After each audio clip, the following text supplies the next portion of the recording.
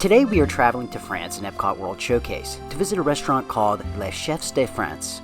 We will be recreating an all-time favorite that is fairly simple to make and not at all harsh on your bank account, while still giving the flavor of a high-class, elegant meal. Let's make Coq Au Vin.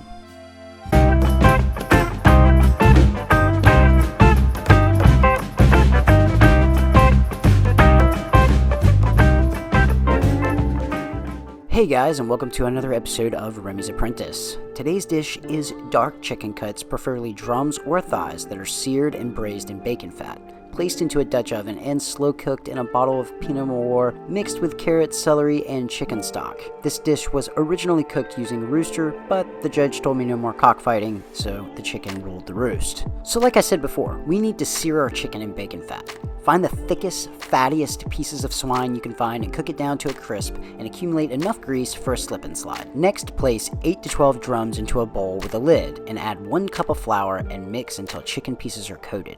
Not only does this help add a crisp, but also adds character and a creamy texture to our sauce later on. Fry each side of the chicken for around 30 seconds or until a crust appears.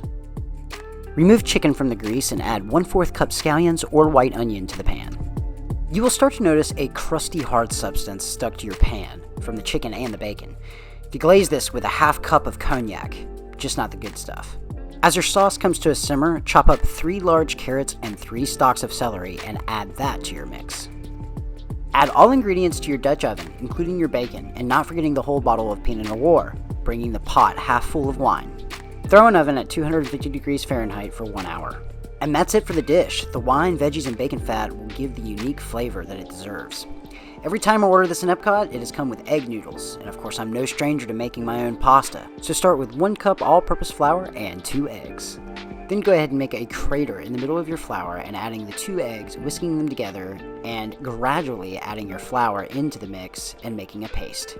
And here's my wife and I playing with my new camera, trying to figure out why everything that's white is glistening. Technical difficulties. Anyway, getting back to this, go ahead and knead your dough into a ball. Flatten your ball down, cover, and place in the refrigerator for 30 minutes. When 30 minutes is complete, remove dough from wrap, rolling out using the same method we have used from our pomodoro sauce and ravioli episodes. Then cut into thin strips, trying to stay as even as possible. Obviously, you can tell straight lines aren't my thing. Place on a drying rack and allow to sit for about a half hour, and you should have something that looks like this. So we're coming up to about 1 hour of our Coq Au Vin coming out of the oven.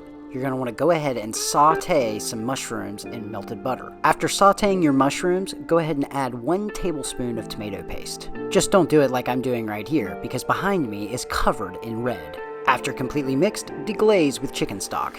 1 hour complete. Add in mushroom sauce and the remainder of your chicken stock.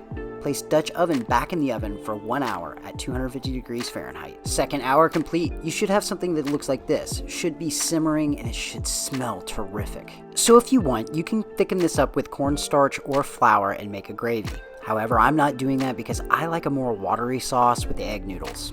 Refer back to my poutine episode for gravy instructions.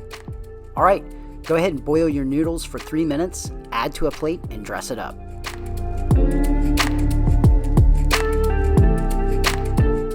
And there you go, guys.